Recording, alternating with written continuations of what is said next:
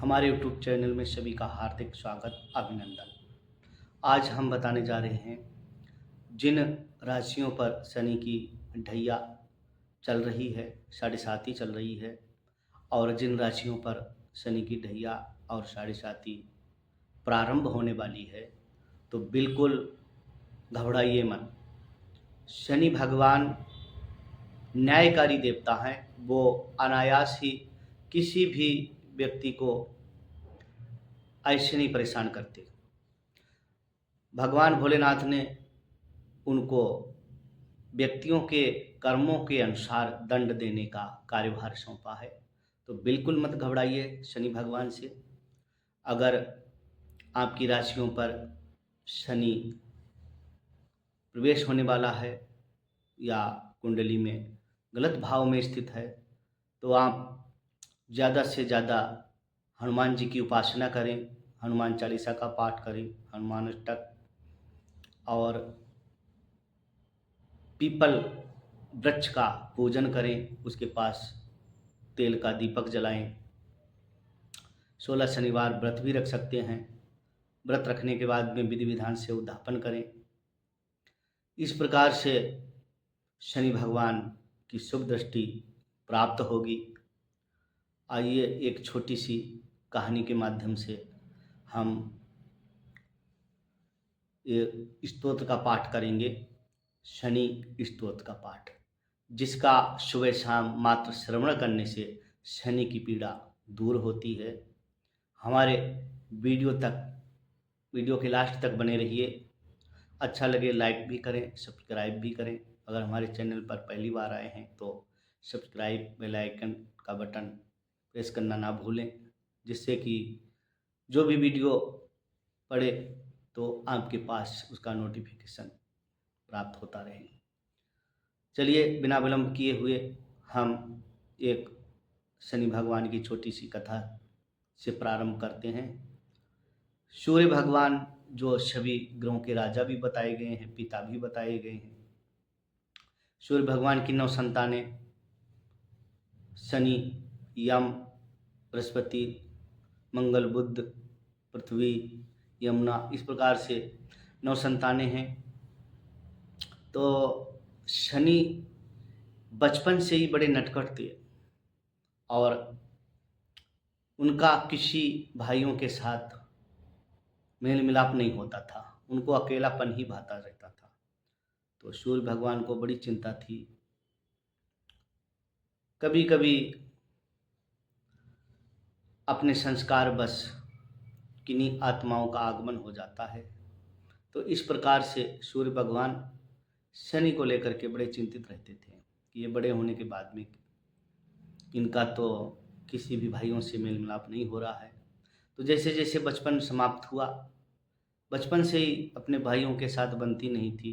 धीरे धीरे जैसे बचपन बीता और युवावस्था जब हुई, तो भगवान भास्कर ने सभी को बराबर बराबर राज्य का विभाजन कर दिया और बोले आप अपने अपने लोक में इसका भोग करें। शनि भगवान को ये बात नहीं भाई। वो जाकर के ब्रह्मा जी की तपस्या करने लगे।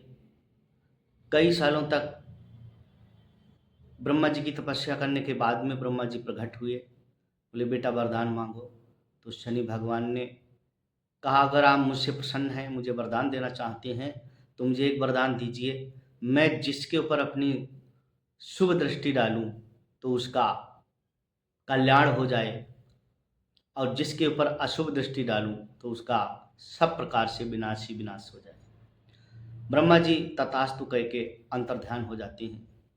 शनि भगवान को वरदान मिलते ही शक्तियाँ उनमें प्रवेश कर जाती हैं। वो आते हैं अपने भाइयों से सारा राजपाट छीन करके वो एक तरफा राज्य करने के लिए उद्यत हो जाते हैं। तो सभी संतानें जो थीं सूर्य भगवान की, शनि के भाई, अपने पिता के पास जाते हैं। तो पिताजी शनि पुत्र को अपने पास बुलाते हैं कि बेटे ये आपने गलत किया है, ऐसा नहीं करना चाहिए था। उनका राजपाट आपने ले लिया, उनको भी भोग करने दो, आप भी राजपाट का भोग करें। बोले नहीं, मुझे ये पसंद नहीं है, मैं एक छत्र छाया में भोग करना चाहता हूँ राज्य का।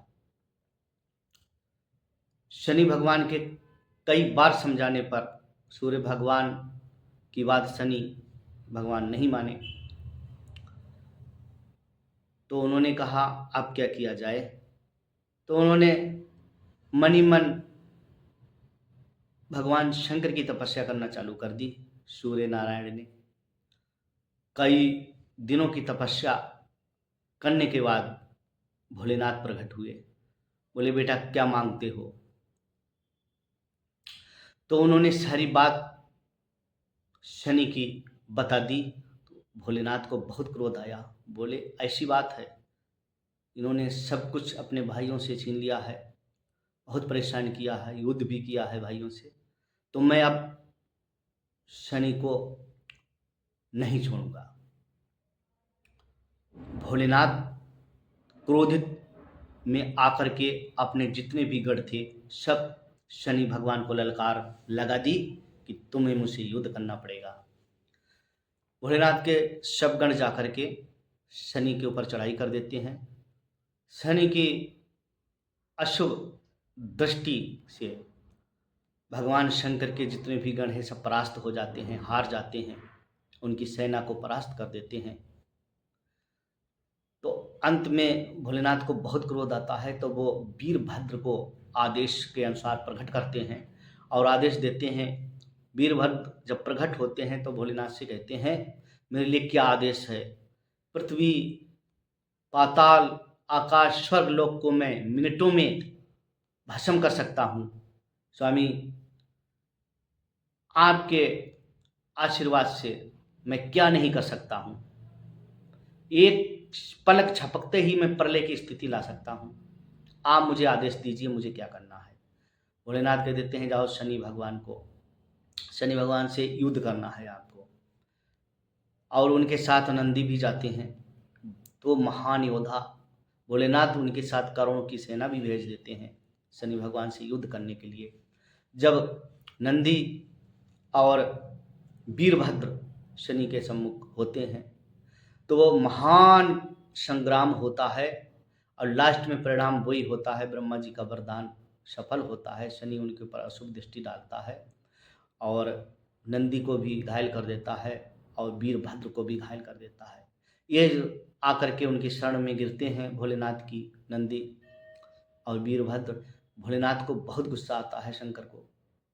अब बोलते हैं, अब वो स्वयं त्रिशूल लेकर के चल देते हैं युद्ध करने के लिए, महासंग्राम करने के लिए।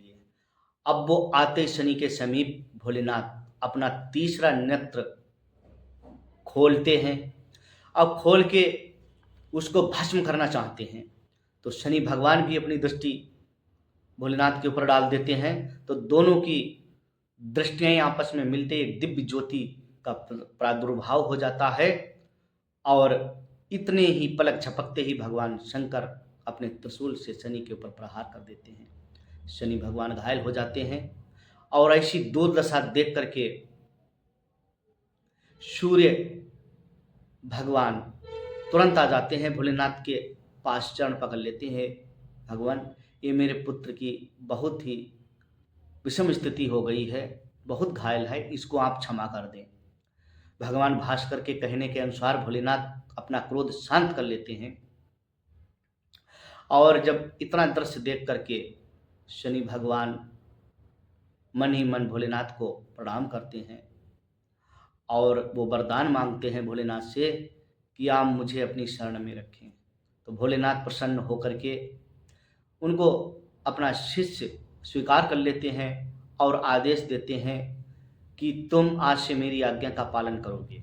जो भी व्यक्ति बुरे कर्म करता है, नीच कर्म करता है, पाप करता है और जहाँ भी जितने भी विचार वाले कार्य हैं जहाँ पर होते हैं वहाँ पर आप अपनी अशुभ दृष्टि डालोगे और उनका सर्वनाश करोगे। ये मेरा आदेश है।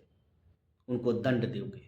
ये दंड देने का विधान मैं आपको सौंपता हूँ और आज से मैं आपको परम शिष्य भी चुनता हूँ। भोलेनाथ ऐसा तथास्तु कह के उनको शिष्य बना करके अंतर ध्यान हो जाते हैं। उस दिन से शनि भगवान कभी भी किसी को अकारण नहीं सताते हैं। वो भोलेनाथ के कहे अनुसार ही लोगों को दंड देते हैं। तो बहुत ही अच्छे देवता हैं शनि भगवान, बिल्कुल मत घबराइए।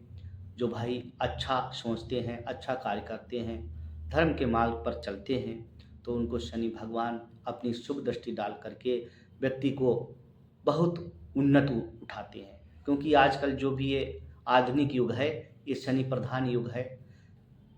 जिनके ऊपर शनि भगवान की कृपा दृष्टि है, उनके गाड़ियों से लेकर के और घोड़ों से लेकर के, बंगलों से लेकर के सब प्रकार की सुख समृद्धि उनको प्राप्त होती है। तो इसीलिए शनि भगवान से बिल्कुल घबराइए मत। हनुमान जी की आराधना करें और शनि स्तोत्र का सुबह शाम पाठ करें। आइए हमारे वीडियो के साथ स्तोत्र तक बने रहिए। इसको मात्र सुनने से शनि भगवान की पीड़ा दूर होगी और सब प्रकार से सुख समृद्धि की प्राप्ति होगी। ओम हुम हनुमते नमः। ओम पवनपुत्राय विद्महे अंजनीसुताय धीमहि तन्नो मारुति प्रचोदयात्। ओम शं शनिश्चराय नमः। शनि की पीड़ा शांति करने के लिए ये अति दुर्लभ शनि स्तोत्र को मात्र सुनने मात्र से, पढ़ने मात्र से सब प्रकार से शनि के कुप्रभावों से व्यक्ति छुटकारा पा जाता है। शनि की साढ़े साथी ढैया जो भी चल रही हो, तो शनि की शुभ दृष्टि प्राप्त होती है। ओम अस्य श्री शनैश्चर स्तोत्रस्य दशरथ ऋषि शनैश्चरो देवता त्रिष्टुप छंद शनैश्चर प्रत्यर्थे जपे विनियोगः। दशरथ उवाच कोणोऽन्तको रौद्रयमोत बभ्रू कृष्णः शनिः पिङ्गलमन्दशौरिः नित्यं स्मृतोषो हरतेव पीडा तस्मै नमः श्रीरविनन्दनाय। सुरासुराः किं पुरुषोर्गेन्द्रा गन्धर्वविद्याधरपन्नगाश्च पीडयन्ति सर्वे विसंस्थितेन तस्मै नमः श्रीरविनन्दनाय। नरेन्द्रः पशवो मृगेन्दा वन्याश्च कीटपतङ्गभृगः पीडयन्ति सर्वे विसंस्थितेन तस्मै नमः श्रीरविनन्दनाय। देशाश्च दुर्गाणि वनानि यत्र सेनानिवेशः पुरपत्तनानि पीडयन्ति सर्वे विसंस्थितेन तस्मै नमः श्रीरविनन्दनाय। तिलैर्वैर्मासगुणान्नदानै लोहेन नीलाम्बरदानतः प्रीणाति मन्त्रैर्निर्जासरे च तस्मै नमः श्रीरविनन्दनाय।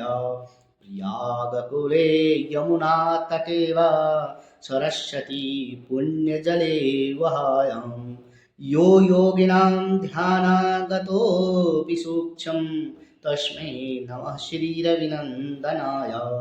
अन्ये प्रदेशात् स्वगृहं प्रविष्टस्तद्येवारे स नरः सुखी स्यात्। गृहागतो यो न पुनः प्रयाति तस्मै नमः श्रीरविनन्दनाय।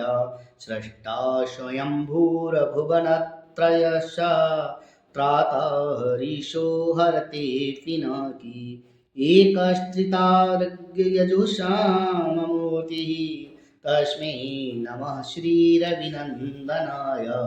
सन्न्यष्टकं यः प्रियतः प्रभाते नित्यं सपुत्रे पशुबान्धवैश्च पठेदु सौख्यं भुवि भोगयुक्तः प्राप्नोति निर्माणपदं तदनते।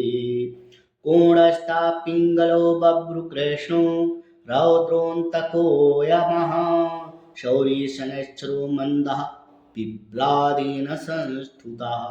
एतानि दशनामानि प्रातरुत्थाय यः पठेत् शनैश्चरे कृता पीडा न कदाचित् भविष्यति। इति शनि स्तोत्रं सम्पूर्णम्। दृढं करिष्ये। ॐ शम शनिश्चाय नमः।